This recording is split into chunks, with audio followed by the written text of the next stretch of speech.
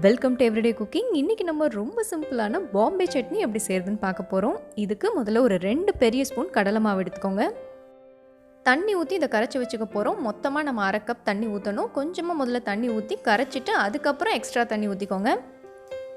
மொத்தமாக 1/2 கப் தண்ணி ஊற்றி கரைச்சிங்கன்னா கட்டி விழுந்துடும். அதுக்காக தான் கொஞ்சமாக முதல்ல தண்ணி ஊற்றிக்கிட்டு கரைச்சிட்டு அதுக்கப்புறம் தண்ணி ஊற்றணும்.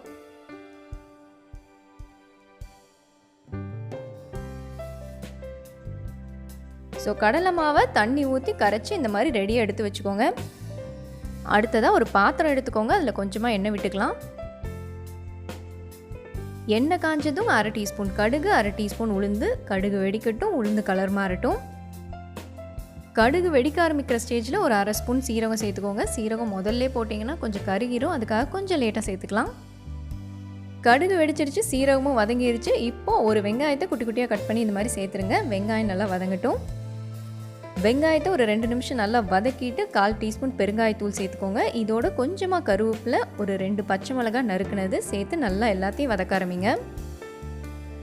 இதோட கொஞ்சமாக ஒரு 1/2 டீஸ்பூன் அளவுக்கு மட்டும் இஞ்சி பூண்டு விழுது சேர்த்துக்கலாம்.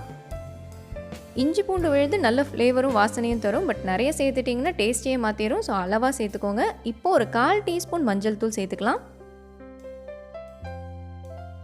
இப்போ எல்லாத்தையும் வதக்கியாச்சு. வெங்காயம் நல்லா வதங்கிருச்சு. இப்போ தக்காளி சேர்க்க போகிறோம். பெருசாக இருந்தால் 1 தக்காளி, சின்னதாக இருந்தால் 2 தக்காளி. இப்போ தக்காளி வதங்கணும். தக்காளி சேர்த்ததுக்கப்புறம் எப்பயுமே உப்பு சேர்த்திங்கன்னா தக்காளி சீக்கிரம் வதங்கிடும். ஸோ தேவையான அளவு உப்பு இப்போவே சேர்த்துருங்க.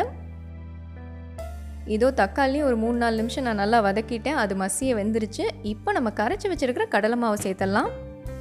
இது நீங்கள் ஊற்றி கிளற ஆரம்பித்த உடனேவே கெட்டியாகிடும். நான் இங்கே 1/2 கப் தண்ணி சேர்க்க போகிறேன். உங்களுக்கு வேணும்னா நீங்கள் எக்ஸ்ட்ரா சேர்த்துக்கோங்க. உங்களோட சட்னி எந்த மாதிரி கன்சிஸ்டன்சியில் இருக்கணுங்கிறத பொறுத்து அளவாக தண்ணி சேர்த்துக்கோங்க. ஃபைனலாக ஒரு 2 ஸ்பூன் தயிரை நல்லா அடிச்சுட்டு சேருங்க. அப்போ தான் நல்லா மிக்ஸ் ஆகும்.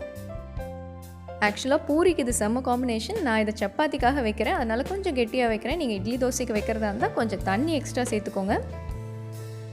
பூரிக்கு நீங்கள் செய்கிறதா இருந்தால் வேக வச்ச உருளைக்கிழங்கும் கொஞ்சம் பட்டாணியும் சேருங்க. செம்ம டேஸ்ட்டாக இருக்கும். இதை நீங்கள் இட்லி, தோசை, சப்பாத்தி, பூரின்னு டிஃபன் ஐட்டம்ஸ்க்கு எதுக்கு வேணாலும் தொட்டு சாப்பிட்டுக்கலாம்.